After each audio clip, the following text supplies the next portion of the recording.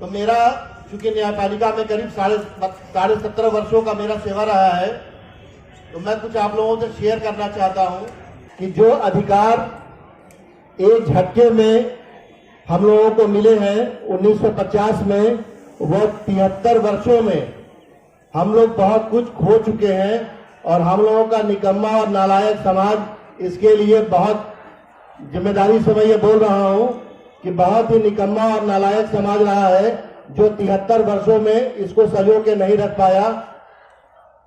जो संविधान से हम लोगों को मिले हैं, चपरासी से लेके अधिकारी तक, अधिकारी से लेके न्यायिक अधिकारी, सुप्रीम कोर्ट के जज, हाई कोर्ट के जज, कैबिनेट सेक्रेटरी, और अब आप देख रहे होंगे पॉलिटिकल नजरिए से राष्ट्रपति उपराष्ट्रपति तक चर्चा हो रही है कि दलित राष्ट्रपति है, पिछड़ी जाति का उपराष्ट्रपति है, दलित सीएम है।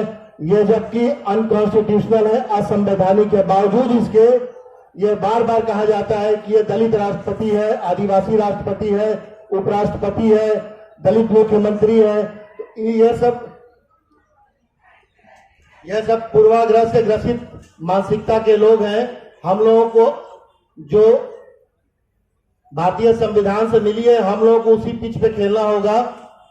प्राचा साहब ने एक बात बताई हम लोगों को कि जो हक अधिकार हम लोगों को मिले हुए हैं वह मात्र संविधान के कारण ही मिले हुए हैं। जून 2018 में संभवतः आप लोगों ने देखा होगा कि 4 जजों ने सुप्रीम कोर्ट के एक कॉन्फ्रेंस किया था, सभी को शायद पता होगा, और 4 लोगों ने ये कहा कि हम लोगों की डेमोक्रेसी खतरे में जा रही है। लेकिन गौर करने वाली बात एक ये रही उसमें कि उन लोगों ने एक प्रार्थना भी की थी। कोई बता सकता है कि क्या प्रार्थना की थी उन्होंने?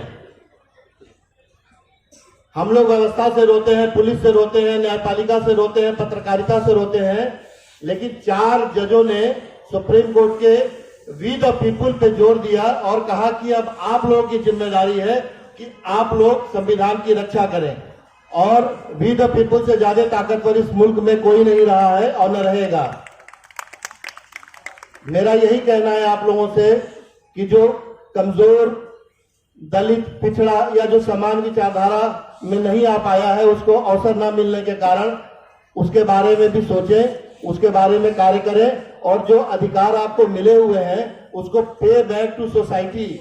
आप अपने सोसाइटी की हकमारी करके एमएलए बनते हैं, एमपी बनते हैं, मंत्री बनते हैं और तमाम उच्च पदों पे आसीन होते हैं। जहां आरक्षण की व्यवस्था नहीं रही है, 73 वर्षों में आप इसका मूल्यांकन और समीक्षा कर सकते हैं। उसके लिए कोई किसी दूसरे विचार की जरूरत भी नहीं है।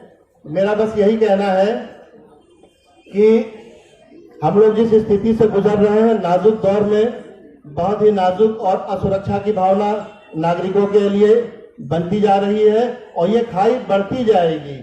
बाबा साहब जब संविधान दे रहे थे तो उनके सामने खुशी भी थी और बहुत तकलीफें भी थी।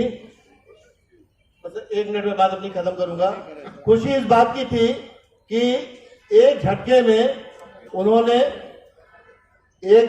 उन्होंने राजनीतिक रूप से आपके लोगों को आरक्षण की व्यवस्था से, ताकि अपने लोगों की, अपनी कम्युनिटी का भला कर सकें, उन्होंने रिजर्वेशन का स्थान दिया भारत के संविधान में।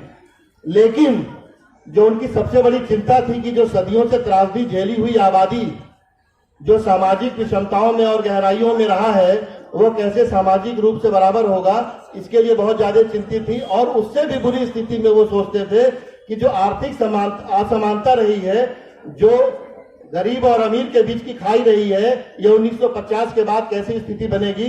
तो जो आरक्षण की व्यवस्था से जो लोग समृद्ध हुए, पहली दूसरी जनरेशन में आए, वो अपने समाज को उस तरीके से नहीं वापस कर पाए हैं, जिसकी वजह से यह अव्यवस्था फैलती जा रही है। मेरा आप लोगों से यही निवेदन है कि आप लोग जो आए हैं यहाँ पे, जिंदा होने का सबूत दिया है आप लोगों ने, इसको घर घर संविधान की बातें हो, संविधान के अधिकारों की बातें हो, तभी हम लोगों का कल्याण हो सकता है। और ये जो बहुजन शब्द है, इसको बहुजन न करके इसको बहुमत की ओर बात की जाए।